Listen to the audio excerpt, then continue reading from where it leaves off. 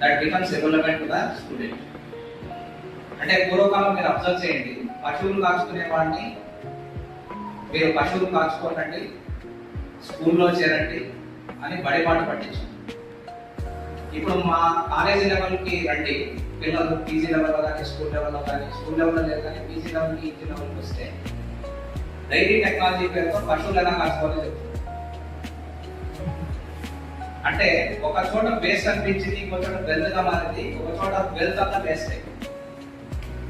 This is what entrepreneurship. Waste నుంచి wealth ఎలా తయారు చేయాలి, గార్బేజ్ నుంచి గోల్డ్ ఎలా తయారు చేయాలి, వ్యర్థ పదార్థాల నుంచి ఒక యూస్ఫుల్ ప్రోడక్ట్ ఎలా తయారు చేయాలి నేర్చుకుంటే ఎంటర్‌ప్రెన్యూర్‌షిప్ ఉంటుంది. బెస్ట్ డెఫినేషన్ ఏమంటే ఎంటర్‌ప్రెన్యూర్‌కి ప్రతి సమస్యలో అవకాశం చూసేవాడు ఎంటర్‌ప్రెన్యూర్, ప్రతి అవకాశంలో సమస్యలు చూసేవాడు నాన్ ఎంటర్‌ప్రెన్యూర్. ఒక నిమ్మకాయ ఉంది, నిమ్మ జ్యూస్ చేసుకోవడం ఎంటర్‌ప్రెన్యూర్‌షిప్. ఒక నిమ్మకాయ ఉంది, నా దగ్గర ఆపిల్ లేదని ఏడుస్తూ కూర్చోవడం non entrepreneurship. Resources may be limited, creativity should be unlimited.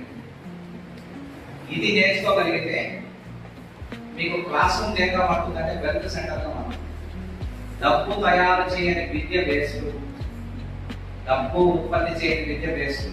Wealth ని జనరేట్ చేయాలి, సంపదను సృష్టించాలి. వాడేదో అదానిలో అమ్మాయిలో కావాలని మనం కోరుకోవాల్సిన పర్లేదని వాడి సస్టెనెన్స్ కి గవర్నమెంట్ మీద ఆధారపడకుండా ఓన్ గా ఎంటర్‌ప్రెన్యూర్ స్కిల్స్, స్టార్ట్అప్ స్కిల్స్ ఉండేలా పిల్లవాడు ఎదగలరు.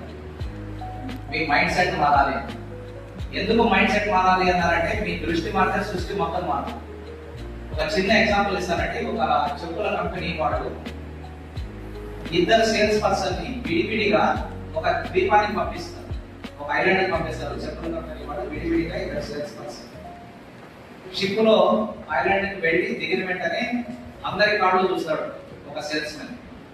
ఎవరి కాళ్ళకి చెప్పులు లేవు, ఎవరి కాళ్ళకి చెప్పులు లేవు కాబట్టి ఇక్కడ ఎవరు చెప్పులు వాడరు, దయచేసి చెప్పులు పంపకండి, waste of wealth, waste of supply, waste of logistics అని చెప్పి వెంటనే ఒక మెసేజ్ పెట్టేస్తారు.